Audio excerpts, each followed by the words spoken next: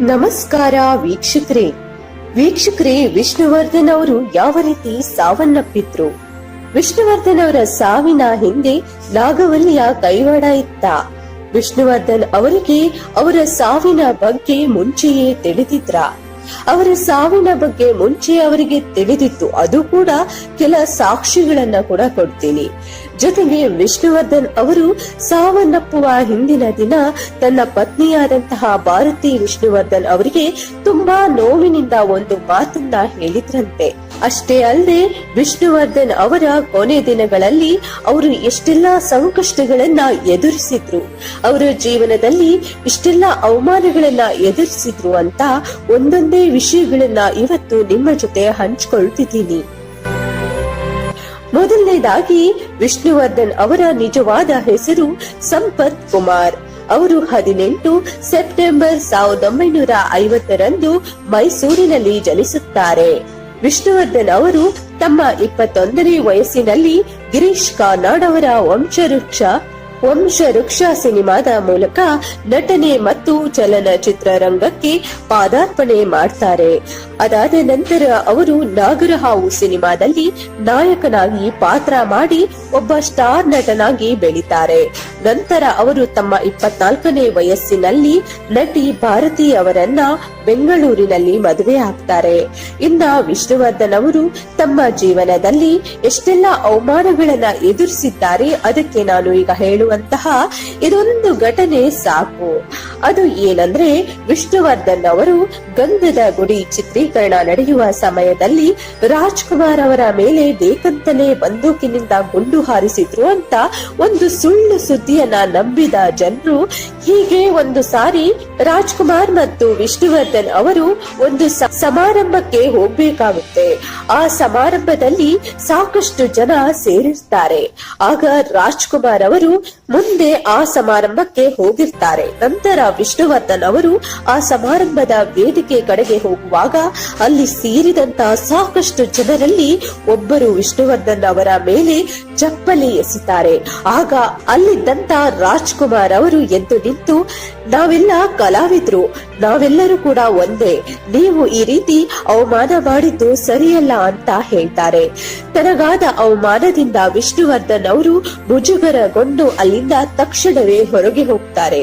ಇಲ್ಲೇ ನೀವು ಅರ್ಥ ಮಾಡ್ಕೊಳ್ಬಹುದು, ಸಾಹಸ ಸಿಂಹ ವಿಷ್ಣುವರ್ಧನ್ ಅವರು ತಾನು ಬದುಕಿದ್ದ ದಿನಗಳಲ್ಲಿ ಎಷ್ಟೆಲ್ಲಾ ಅವಮಾನಗಳಿಗೆ ಒಳಗಾಗಿದ್ರು ಅಂತ, ಇಷ್ಟೆಲ್ಲಾ ತೊಂದರೆಗಳನ್ನ ಅನುಭವಿಸಿದ್ರು ಅಂತ.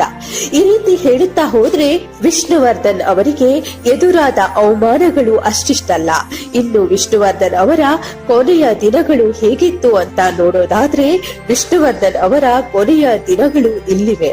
ಅವರ ಆರೋಗ್ಯದಲ್ಲಿ ತುಂಬಾ ತೊಂದರೆಗಳು ಕಾಡೋಕೆ ಶುರುವಾಯಿತು. ಮೊದಲು ವಿಷ್ಣುವರ್ಧನ್ ಅವರ ದೇಹದಲ್ಲಿ ಬ್ಲಡ್ ಪ್ರೆಷರ್ ಅಂದ್ರೆ ಬಿಪಿ ಏರುಪೇರಾಗಲಿಕ್ಕೆ ಶುರುವಾಯಿತು. ಅದು ಹಾಗೆ ಮುಂದುವರಿಯುತ್ತಾ ಬ್ಲಡ್ ಪ್ರೆಷರ್ ನಿಂದ ವಿಷ್ಣುವರ್ಧನ್ ಅವರಿಗೆ ಡಯಾಬಿಟಿಸ್ ಕಾಯಿಲೆ ಕಾಣಿಸಿಕೊಂಡಿತ್ತು. ಸಾಕಷ್ಟು ಜನರಿಗೆ ಈ ವಿಷಯ ತಿಳಿದಿಲ್ಲ.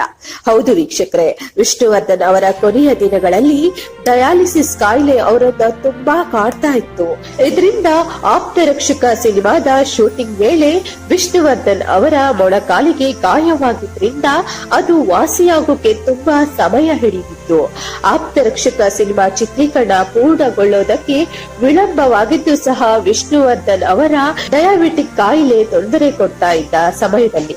ಕಾರಣ ಹೀಗೆ ಒಂದು ಕಡೆ ಮೊಣಕಾಲಿನ ಗಾಯದ ನೋವು, ಒಂದು ಕಡೆ ಬ್ಲಡ್ ಪ್ರೆಷರ್, ಮತ್ತೊಂದು ಕಡೆ ಡಯಾಲಿಸಿಸ್, ಇದೆಲ್ಲರಿಂದ ನಿರಂತರವಾಗಿ ಅವುಗಳನ್ನ ಅನುಭವಿಸಿದ್ರು.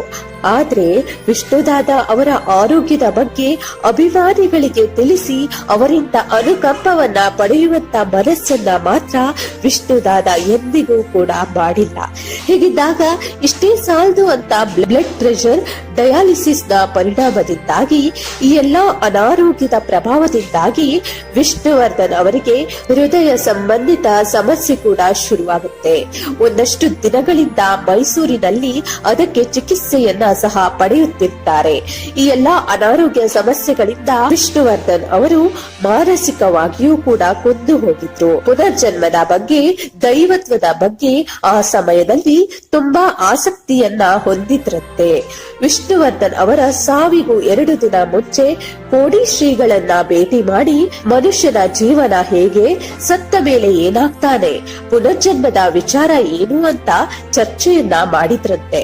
ಶ್ರೀಗಳನ್ನ ಭೇಟಿ ಮಾಡಿ ಹೋಗುವಾಗ ನಾನು ಬರ್ತೀನಿ ಗುರುಗಳೇ ಎಂದಾಗ ಶ್ರೀಗಳು ಹೋಗಪ್ಪ ಅಂತ ಹೇಳಿದ್ರು. ಮತ್ತೊಮ್ಮೆ ವಿಷ್ಣುವರ್ಧನ್ ಅವರು ಹೋಗ್ಬಿಟ್ಟು ಬರ್ತೀನಿ ಎಂದಾಗ ಗುರುಗಳು ಶ್ರೀಗಳು ಆಯ್ತು ಹೋಗಪ್ಪ ಅಂತ ಹೇಳಿದ್ರು.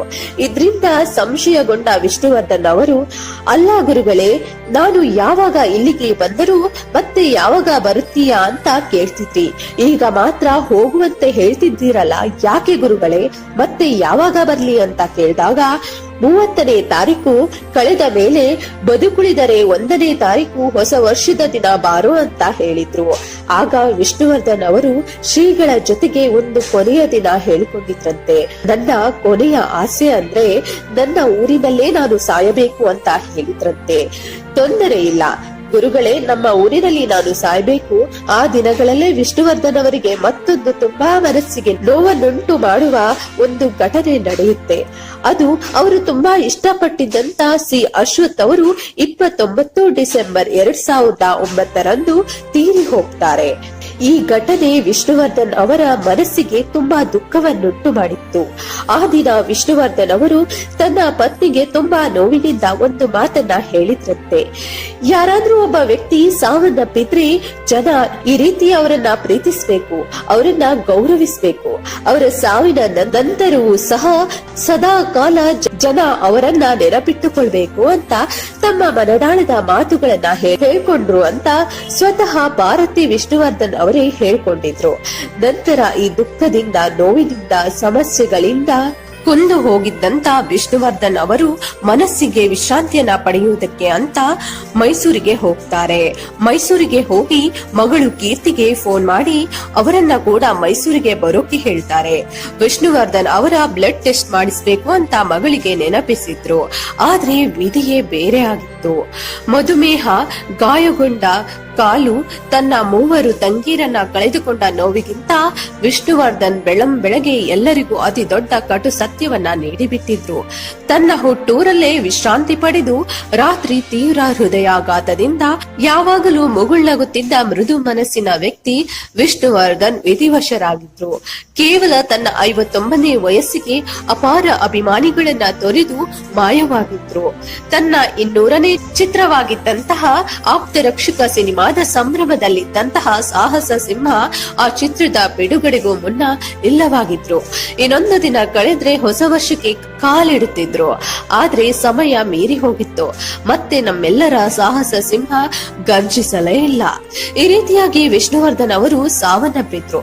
ಆದ್ರೆ ವಿಷ್ಣುವರ್ಧನ್ ಅವರ ಸಾವಿನ ಹಿಂದೆ ನಾಗವಲ್ಲಿಯ ಕೈವಾಡ ಇದೆ ಅಂತ ಕೆಲವು ಸುದ್ದಿಗಳನ್ನ ಹಬ್ಬಿಸಿದ್ದು ಕೂಡ ಉಂಟು. ಆದ್ರೆ ಅದು ಸುಳ್ಳು.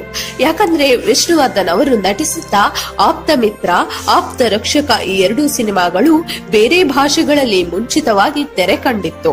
ಅವರಿಗಿಲ್ಲದ ನಾಗವಲ್ಲಿಯ ಕಾಟ ವಿಷ್ಣುವರ್ಧನ್ ಅವರಿಗೆ ಮಾತ್ರ ಕಾಡಿತ್ತು ಅನ್ನೋದು ನಿಜಕ್ಕೂ ಒಂದು ಮೂಢನಂಬಿಕೆಯಷ್ಟೇ. ಕೊನೆಗೆ ವಿಷ್ಣುವರ್ಧನ್ ಅವರ ಮೇಲೆ ನನಗಿರುವ ಅಭಿಮಾನದಿಂದ ಒಂದೇ ಒಂದು ಮಾತನ್ನ ಹೇಳ್ತೀನಿ. ವಿಷ್ಣುವರ್ಧನ್ ಅವರು ನಮ್ಮ ಕನ್ನಡ ಸಿನಿಮಾಗಳಲ್ಲಿ ನಟಿಸಿ ಕನ್ನಡಿಗರು ಆಗಿದ್ದೇ ನಮ್ಮ ಹೆಮ್ಮೆ ಅಂತ ಹೇಳೋಕೆ ಇಷ್ಟಪಡ್ತೀನಿ. ಇದು ನಿಮಗೆ ಇಷ್ಟ ಆಗಿರುತ್ತೆ ಅಂತ ಅನ್ಕೊಂಡು ಮತ್ತೊಂದು ಹೊಸ ವಿಷಯದೊಂದಿಗೆ ಮತ್ತೆ ಬರ್ತೀನಿ ವೀಕ್ಷಕರೇ. ವಿಡಿಯೋ ನೋಡಿದ್ದಕ್ಕಾಗಿ ಧನ್ಯವಾದಗಳು. ಇನ್ನು ಯಾರೆಲ್ಲ ಚಾನೆಲ್ಗೆ ಸಬ್ಸ್ಕ್ರೈಬ್ ಆಗಿಲ್ಲ ಈ ಕೂಡಲೇ ಸಬ್ಸ್ಕ್ರೈಬ್ ಮಾಡಿ. Thank you.